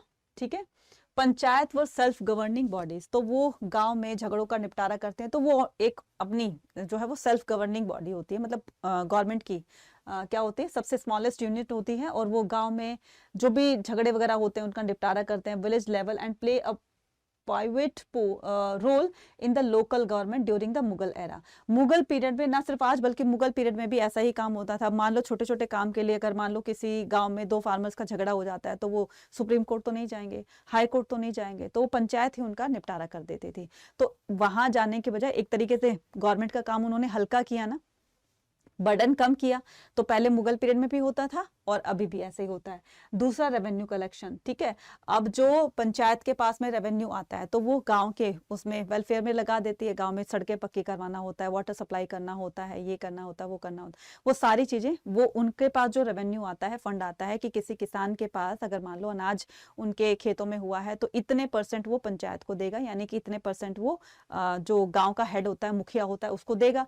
तो वो जो पैसा आया, जो फंड आया है, तो वो उसको गांव के वेलफेयर में लगा देगा। ठीक है, और खास और साथ में उसकी कुछ उसको सेव भी करके रखता है कि मान लो भगवान ना करे कि गांव के ऊपर अगर कोई प्रॉब्लम आ जाती है तो वो जो उसका सेव्ड फंड है ना, वो उसको यूज कर सकते हैं। तो बहुत ज्यादा ये अपना एक इंपॉर्टेंट रोल प्ले करता है। The conflict resolution and the meditation. ठीक है, मीडिएशन, तो ये क्या करता है, कॉन्फ्लिक्ट रेजोल्यूशन, यानी कि जो 2 लोगों के बीच में जो झगड़े का निपटारा करते हैं, और ये एक मीडिएटर का काम भी करता है कि 2 पार्टी उनके अंदर झगड़ा हो गया या उनके अंदर सुलह करवानी है, तो ये एक मीडिएटर का काम करती है। तो राजा के पास जाने की बजाय वो इसका काम जो है गवर्नमेंट का वहीं पर वो कर देते हैं, थोड़ा सा बर्डन कम कर देते हैं, और ये पंचायत का जो निर्णय होता है वो सभी गाँव वालों को मानना होता है, और जो दो पार्टी होती है उनको भी मानना होता है। तो panchayat acted this the mediator and the attributors of the resolving the dispute and the conflict with the village। ठीक है, उसके बाद पार्टिसिपेटरी डेमोक्रेसी, एक तरीके से ये डेमोक्रेसी में भी तो पार्टिसिपेट कर रही है ना। तो डेमोक्रेसी क्या होते हैं, to the people, by the people, for the people, है ना, लोगों की तो होती है, लोगों का ही तो शासन होता है। तो ये पंचायत जो है वो पार्टिसिपेट करती है किसमें, डेमोक्रेसी का भी तो एक अंग है ना ये। तो embodied the principle of the participatory the democracy by the involving the village in the decision making process. तो डेमोक्रेसी में क्या होता है, सभी को अपने अपने डिसीजन लेने के राइट होते हैं। तो ये अगर वो पंचायत है, ग्राम पंचायत है, या फिर आपकी वो है आपकी डिस्ट्रिक्ट कोर्ट है, या फिर हाई कोर्ट है, या फिर सुप्रीम कोर्ट है, तो जैसे ये डिसीजन देती है ऐसे पंचायत का डिसीजन होता है। और पंचायत के डिसीजन को विलेजर्स को मानना होता है, वो उनका क्या होता है, मेन डिसीजन होता है। और they provided the platform for the individual और the different social background to contribute the governance of their village. और एक तरीके से ये हमारी कंट्री में एक बहुत ही अहम भूमिका निभाती है। हमारी कंट्री में कितने सारे विलेजेस हैं, है ना, कितने सारे विलेज, अब बहुत सारे विलेजेस, अब इस सारे विलेजेस में छोटे छोटे जो झगड़े होते हैं वो जाकर के हाई कोर्ट, सुप्रीम कोर्ट में तो नहीं जाएंगे ना। तो एक तरीके से गवर्नमेंट का बर्डन भी ये कम कर रही है। साथ साथ में एक ये ऐसी लोकल गवर्नेंस बॉडी होती है जो कि क्या करती है, झगड़ों का निपटारा करती है। ठीक है, जो भी उनके अंदर सुलह होता है, पेनल्टी लगाकर सुलह मशवरा करवा देती है। इस तरीके से अपना एक की रोल प्ले करती है, किसमें, हमारी डेमोक्रेसी में। नेक्स्ट आता है, ये और में है, चाहे तो आपने वो कर लिया, ये कर लिया, ठीक है। तो क्वेश्चन में बता देती हूँ, outline the 4 policies of the Mughal empire contributed the growth of architecture. तो चाहे तो आप इसको कर सकते हो, चाहे तो आप उसको कर सकते हो। तो एग्रीकल्चर में ग्रोथ करने के लिए मुगल एम्पायर में किस तरह का जो है कंट्रीब्यूशन दिया गया लोगों को, पेजेंट्स को, तो वो आपको लिखना है। नेक्स्ट बात करते हैं question number 30, what are the unique characteristics and the circumstances that made of the quit India movement more intense and the impactful that preceding movement for independent India. ये जो क्विट इंडिया मूवमेंट था comparative to जो पहले वाले movement थे, ये एक ऐसा मूवमेंट था जिसमें लाखों लोगों ने बढ़ चढ़कर भाग लिया था और इसका इंपैक्ट सबसे ज्यादा देखा गया था इंडिया के अंदर, ठीक है। तो आपको बताना है, ये पूरी डिटेल में आपको इसकी डिस्क्रिप्शन देनी है। तो timing and the context, the movement took place during the midst of the, अब ये जो क्विट इंडिया मूवमेंट था ये कब हुआ था? 1942 में हुआ था। कब हुआ था? 1942 में हुआ था। उसकी अब ये जो था ये उस टाइम चल रहा था जब सेकेंड वर्ल्ड वॉर चल रही थी, जब सेकेंड वर्ल्ड वॉर चल रही थी। और सेकेंड वर्ल्ड वॉर कब चली थी? 1939 से 1945। और ये देखो, ये क्विट इंडिया मूवमेंट कब चल रहा था? ये क्विट इंडिया मूवमेंट चल रहा था 1942 में, यानी कि इसी के बीच चल रहा था। तो इसी के बीच में चला करके एक बहुत बड़ा फायदा हमें बेनिफिट ये मिलता है कि जब ब्रिटिशर्स, इंग्लैंड जो है वो वर्ल्ड वॉर में बिजी था, तो कहीं ना कहीं उनकी जो पावर थी, उनकी जो एक उनका जो एक इफेक्ट था, ठीक है, इंडिया के अंदर, वो थोड़ा सा कम हो गया था क्योंकि वो वहां पर बिजी थी, इसलिए इस पर इंडिया पर इतना ध्यान नहीं दे पा रही थी।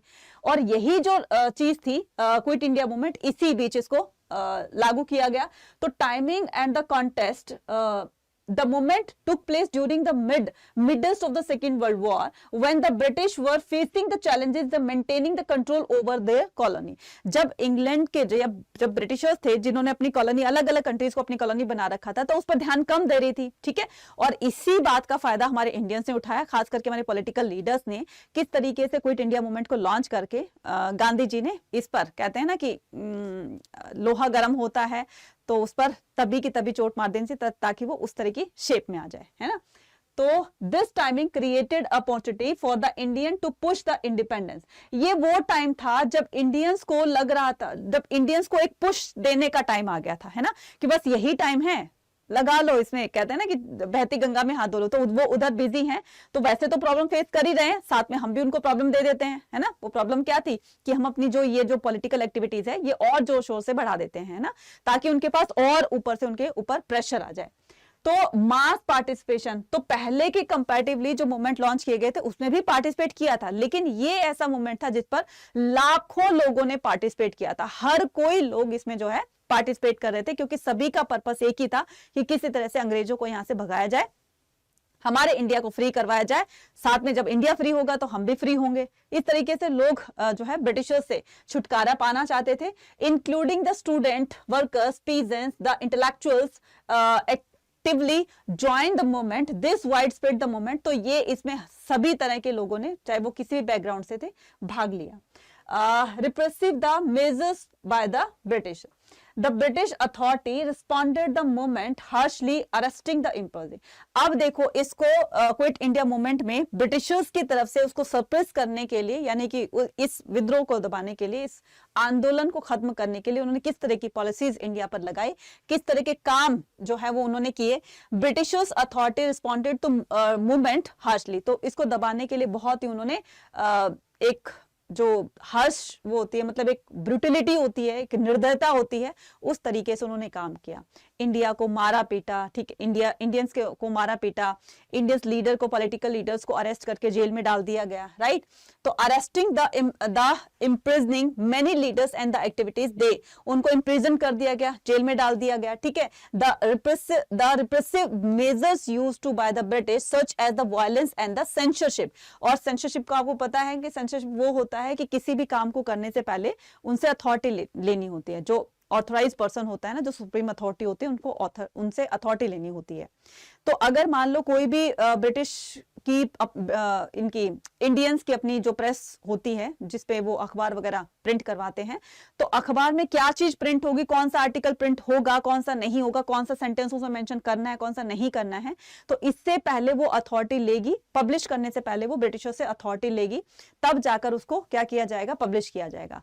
अगर ब्रिटिशर्स ने कहा कि ये उनके खिलाफ, कोई उनको लग रहा है कि उनके अगेंस्ट में ये स्टेटमेंट जारी है, तो उसको वो कट कर देते थे। जैसे मूवी होती है ना, मूवी को लॉन्च करने से पहले, ठीक है, ऑडियंस को दिखाने से पहले सेंसरशिप में जाती है कि कहीं कोई इसमें कोई ऐसा सीन तो नहीं है जिससे जनता पर इसका बुरा प्रभाव पड़े, है ना, कहीं इसमें कोई ऐसा डायलॉग तो नहीं है जिससे जनता भड़क जाए। इस तरह से सेंसरशिप में पहले वो चीज जाती है सेंसर बोर्ड में, और फिर उसको सेंसर बोर्ड जो है वो उसको जब पूरी तरीके से देख लेगा, जांच पड़ताल कर लेगा, तब जाकर उसको ग्रीन सिग्नल देता है। तो सेम ऐसे ही ब्रिटिशर्स थे, ठीक है। तो अब नेक्स्ट आता है आपका mass protest and the civil disobedient movement. The movement witness the large scale of the protest strike. ये जो मूवमेंट था इसमें बड़े लेवल पर जो है वो प्रोटेस्ट देखे गए, विरोध प्रदर्शन देखे गए, जगह जगह पर इंडिया के हर एक कोने से ब्रिटिशर्स के खिलाफ प्रदर्शन देखे गए, स्ट्राइक्स, हड़तालें देखी गई, ठीक है, and act the civil disobedience across the country. अब ये सिविल डिसओबीडियंस का मतलब होता है कि अब हमें ब्रिटिशर्स का किसी तरह से कोई सहयोग नहीं देना है, चाहे वो किसी भी रूप में ब्रिटिशर्स का साथ दे रहे हैं, उनके ऑफिसर्स में काम कर रहे हैं, उनके लिए काम कर रहे हैं, हालांकि वो उनको सैलरी दे रहे हैं, बट अब हमें नहीं करना है, ठीक है। तो सबने अपने पोस्ट से रिजाइन दे दिया, स्टूडेंट ने कॉलेज स्कूल वगैरह जाना छोड़ दिया। तो हर कोई ना इसमें अपने तरीके से पार्टिसिपेट कर रहा था, लेकिन सबका मकसद एक था कि हमें ब्रिटिशर्स को यहाँ से निकालना है। तो disturb the railway and the communication network, तो इसने जो रेलवे वर्कर्स थे उन्होंने भी स्ट्राइक कर दी, रेलवे में काम करना बंद कर दिया। रेल में काम करना बंद कर दिया तो उनके काफी जो है इकोनॉमी बहुत ज्यादा डाउन हो जाती है, क्योंकि सामान को एक जगह से दूसरी जगह पर ले जाने के लिए वो लोग ट्रेन वगैरह का यूज किया करते थे। जो ट्रेन वर्कर्स, रेलवे वर्कर्स ही नहीं रहेंगे तो वो वहां पर काम कौन करेगा। इससे उनको काफी सारा नुकसान हुआ। तो बाद में धीरे धीरे अब उनको समझ में आने लग गया था कि अब ज्यादा दिन नहीं इंडिया में रहने वाले हैं, तो अपना बोरिया बिस्तर उठाने का टाइम आ गया है, तो जल्दी से बैक टू पवेलियन होने का टाइम आ गया। तो फटाफट से जितना जल्दी हो सकता है हमें अपनी चीजों को संभाल लेना चाहिए। Shift in the public sentiments, ठीक है। तो पब्लिक के सेंटिमेंट्स यानी कि उनकी जो भावनाएं थी, है ना, उनको देखा गया। अब सबकी जो है एक ही, हर कोई किसी न किसी चीज से परेशान था। किसी पर रेवेन्यू, फार्मर्स पर रेवेन्यू बहुत ज्यादा इंपोज किया हुआ था, बिजनेसमैन पर या मर्चेंट्स पर जो है वो रिस्ट्रिक्ट कर दिया गया था, सभी को किसी न किसी तरह से परेशान किया था। तो हर कोई जो है ब्रिटिशर्स से छुटकारा पाना चाहते थे, और हर कोई उसके दुश्मन बन रहे थे, है ना, ब्रिटिशर्स के।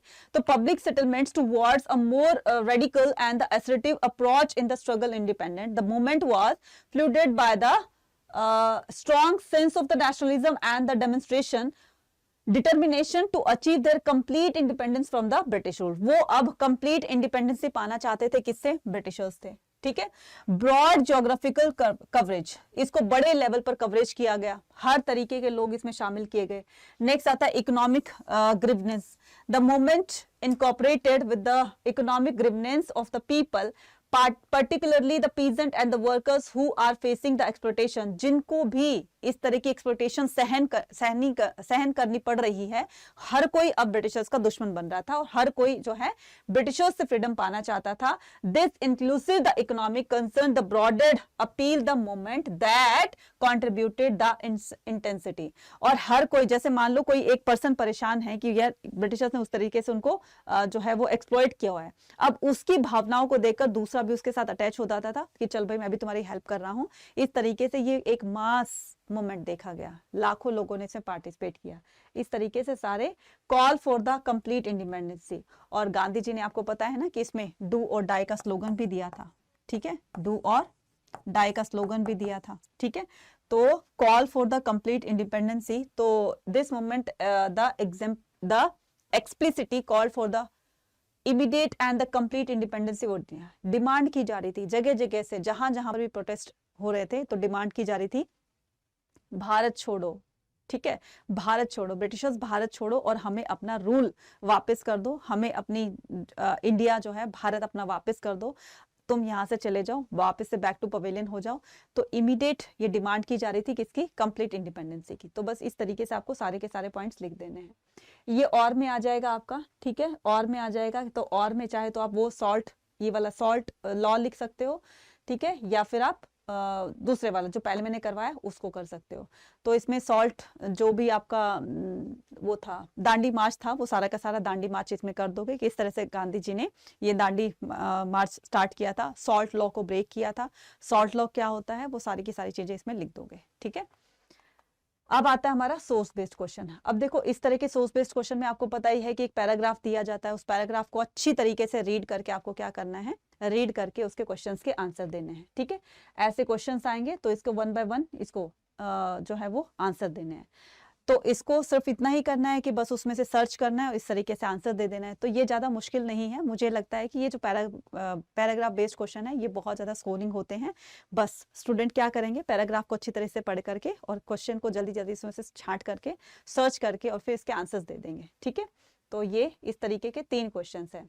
अच्छा, जहां पर भी आपका इस तरह का स्तूपा को लेकर के कोई अगर क्वेश्चन आता है स्मॉल क्वेश्चन में या फिर इस तरीके से, तो आप ना साथ में स्तूपा का स्ट्रक्चर बना देना, है ना। स्तूपा का स्ट्रक्चर मैं बता देती हूँ एक बार कि आपको कैसे क्या बनाना है, ठीक है।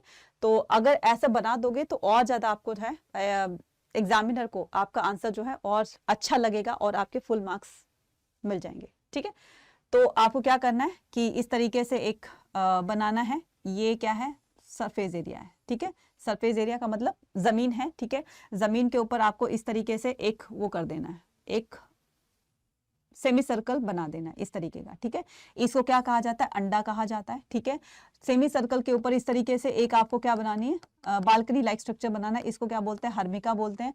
और सबसे ऊपर जैसे हमारे टेम्पल्स में शिखर होता है, ऐसे इधर ना छतरी होती है। तो इस तरीके से आप क्या बना दोगे, हल्का फुल्का सा आपको डायग्राम बना देता है ताकि आपको अच्छी तरीके से आंसर रिप्रेजेंट कर सको, ठीक है। तो ये है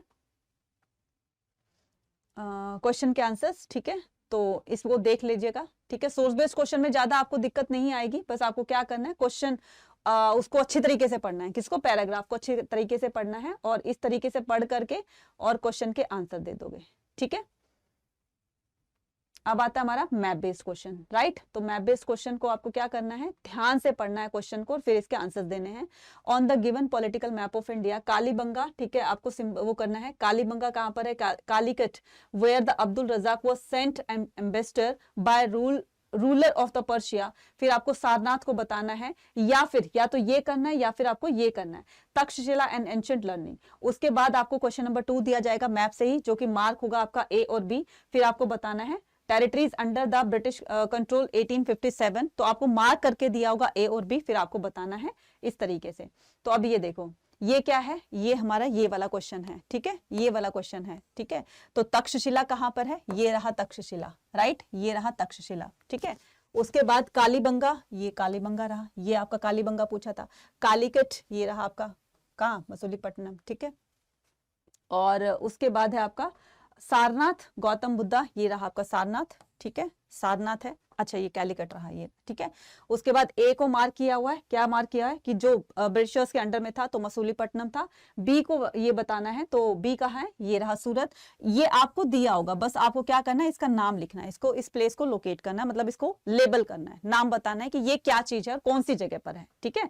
ए और बी में आपको नाम लिखना है और ये जो डॉटेड पोर्शन है, डॉटेड पोर्शन में भी आपको क्या करना है, वो मार्क करना है, लेबल करना है कि ये क्या चीज है। क्लियर हो गया, ठीक है,